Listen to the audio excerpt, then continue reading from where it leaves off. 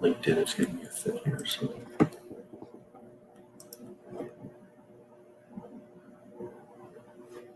Okay, hello. This is Brian Walsh. I'm here with Tom Jackomis. And as you can see from the banner, most of you guys probably know Tom from the Power Networking Club. That's where he kind of spreads the word about all the different things that he does. Tom also owns another business, though, which I felt was really pertinent with what's going on right now. And Allegra, we're focusing a lot on the fact that a lot of states, a lot of economies are starting to open up in the very near future, if they haven't already. So one of the things that is very important in that process is distancing and keeping everybody safe, and the acrylic guards that go between people and between stations and all that kind of stuff. And Tom, you may not know, has a business called Acrylic Designs, and he's been in that business for 28 years. So, Tom, can you tell us a little bit about your background in that business, in that industry? Sure, Brian. Thanks for having me on. Acrylics was my first business in 1992. I started the acrylic business in Kenosha, Wisconsin. And my background was I had worked in the industry for 9 years, 6 years in production and 3 years in sales, kind of learning the business A to Z. Started my company in 1992, and the main focus is on the point of purchase display industry. However, we can custom fabricate, anything from plexiglass or acrylic sheet. And this current health crisis / pandemic has obviously created a surge in the need for toilet paper and plastic sneeze guards. So we've been working 7 days a week around the clock since mid-March with the surge of every retailer basically that's stayed open, desperate to get their plastic shielding up to make everyone more comfortable, and it makes sense. We have plastic sneeze guards over salad bars because the thought of somebody sneezing into our salad bar is disgusting. So with this current crisis, it's really it's simple, right? Just put up a plastic shield between the cashier or employee and the public that they deal with all day long, just to guard against the possible spread of germs and bacteria, especially during this COVID crisis. Yeah, I just read yesterday that they, it's not so much the touching of things anymore. It's not so much, having to sanitize all the products. It's the breath and face-to-face contact. So putting up that shield in between, like, in your example there, a cashier and the customer, makes a lot of sense. Yeah, it really does. And of course, we've heard so much about droplets, right? It just takes one small droplet to transfer from someone's mouth who's infected into the mouth of anyone through coughing or sneezing. And quite frankly, I think when we come out of this and we get back to some type of normal, having all these plastic shields in place and having employees dedicated to wiping down common areas that we're all touching, one after another. It's comforting to see when you go into these stores and there's an employee wiping down the keypads between customers, so that I just, as a general practice moving forward, it's going to keep us healthier. So I think it's unfortunate that it came about this way, but it's creating a new normal of better hygiene and cleanliness. Right. Yeah, new normal, as you can see, both of us broadcasting from our homes, the new normal. Yep. So, I always think back to like the 3-inch thick glass the glass that you see at currency exchanges, and obviously that's for a whole different reason, but it's just funny when you're talking to someone through that interaction. So, anybody who's been out in society now has seen these, guards and all that type of stuff. But I think one of the big things right now is that's all retail. Now we're looking towards offices and other places like that opening up.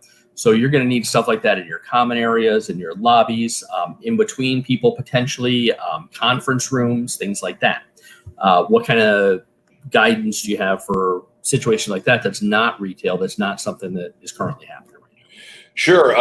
We're bidding on jobs for 1,500 casinos and major retailers across the country. And basically, what you got to remember is we can custom fit anything. So there's no stand. A lot of companies are out there, especially retailers who are trying to resell them, are just selling standalone designs that are pre-designed and pre-packaged. But what we do is we come in and custom fit it right to your specific needs, and we can bend and route and glue, acrylic in any shape or size that anyone might need. So the customization is really important, and it's not just like you said. I'm looking at a local college here. I'm going to visit them today to quote space between their dental chairs, right? The dental school and just anywhere, hair salons where,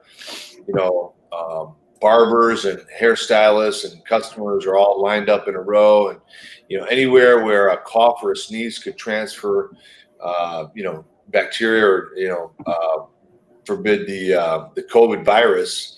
You want to just put a shield up. So there's really no limit, anywhere where there's interaction or, together, where social distancing can be practiced, on a regular basis, and we're getting people closer than 6 feet together.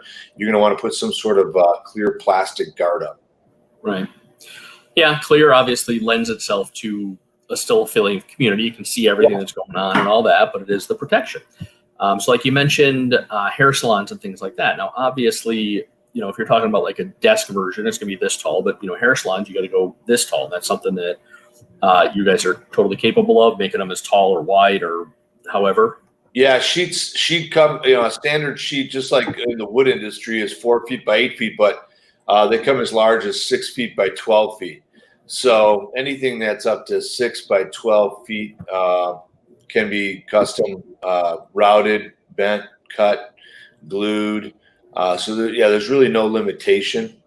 It's more handling, and it's going to take a bigger truck, an installation, but there's no limit to the size and shape. So we've done some really crazy things in terms of custom routing and bending around existing posts and whatnot that exists in inside the stores. Yeah, and unless you're as tall as you wouldn't need the 12-foot sheets. So. Right. Yeah, I'm 9 feet 3 inches tall. Right. So what kind of? Primarily, you're based in Illinois, but obviously, I'm sure you can sell and install anywhere. What is there any specific new regulations that people have to be aware of as it pertains to any of this stuff? Not in regards to my industry. The sheets are all approved by the FDA for application. We make bulk bins for food and bulk foods, and so that's all FDA approved. Plexiglass that's used by any fabricator in the country like ourselves is all FDA approved for contact with food. So in terms of regulations, any local ordinances, it's really up to the retailers to be aware of any local ordinances and make us aware of anything we need to do before we design and install. So is there any particular industry that you're seeing right now as Illinois is getting closer to the opening up everything? Is there any specific industries that you see that you say, hey guys, you got to get on top of this or customers are not going to come in your door? Well, the grocery stores were the first, to rush to it, but we're now doing banks. As the banks begin to reopen, they want a barrier even between the personal banker and the client at the desk. Like I said, we're doing hotels and casinos, even in between the slot machines. They want 4 foot by 6 foot wide pieces, which we're going to put metal frames around, so we can incorporate metal framing or wood framing into anything we do. But any retail any retailer really. I'm seeing them everywhere, anywhere I go. Liquor stores, convenience stores, 7-Elevens, gas stations, you name it. There's some sort of, whether they've made it themselves and they need something to be upgraded. A lot of them are putting up some pretty quick alternatives that are they're starting to crack now. The material's too thin, or they're just not designed properly. So we're starting to replace a lot of that stuff. You're better off letting a professional come in and design it, install it, at least a 1/4 inch thick, so it's durable and it's gonna stay and maintain with day-to-day use. Right. So, like with anything, I mean, you mentioned the toilet paper earlier. We have the toilet paper shortage. Are we heading towards a clear plastic shortage? What's the supply chain like? There was the threat, and I think it's there's always price gouging going on in crisis, but the plastic industry seems to be pretty stable. They were talking about a shortage of supply. We stocked up. We have a good relationship. I've been in this business for 28 years. I get the best pricing at any Fortune 500 couldn't buy for better than we do, and so we buy a truckload and commit to truckloads of it, and our distributors store that for us, and we take it as we need it.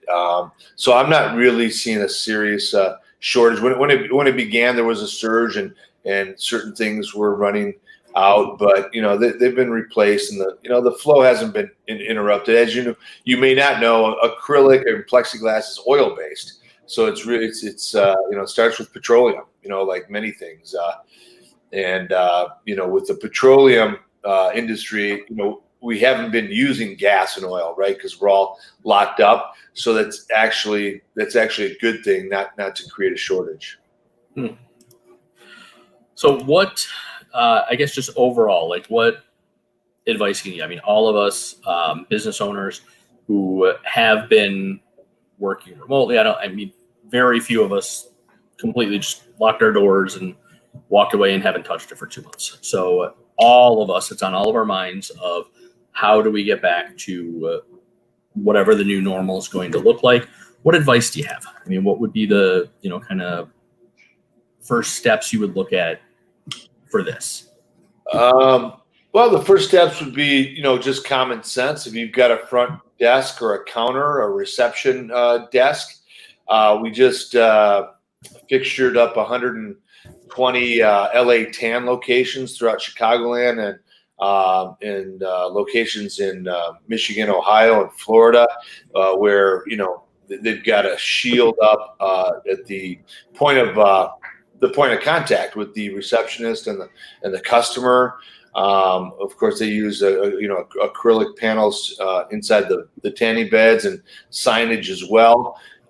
So anywhere where there's the potential of a cough or a sneeze, infecting an employee or a customer, you want to just put up a simple guard, or areas where maybe in the break rooms or the places where your employees lounge, and we've seen so many unique requests that there's just no limit to what can be done. And we'd be happy to give you a consult, come in and meet with you and give you some suggestions and say, hey, what about this, this, and this? And, like anything, we offer a variety of standard items that most businesses use, like sign holders and ad holders, in addition to the sneeze guards and the bulk food bins that we produce. Okay. So sneeze guards, obviously, you'd mentioned that earlier too. Like, there was the studies on the cruise ships about, how the virus spreads from the buffets and all that kind of stuff. Yeah. So as restaurants are moving towards reopening, right now it seems as though it's going to be all plated service. So there's, buffets are going to kind of be almost a thing of the past for quite some time. Yeah. Is there anything that people need to be aware of in the restaurant industry in that regard, or just the simple fact that we're now plating the food and doing that, should that be sufficient? I've seen some posts and some dialogue on social media about a plastic shield between a couple dining at a table, and I think that's probably taking it a little too far. A couple that comes in for dinner is usually married or together in the sense that they live together and sleep together. So separating them in a public restaurant seems to be a little overdone. But like I said, we're ready and willing to help in any way we can.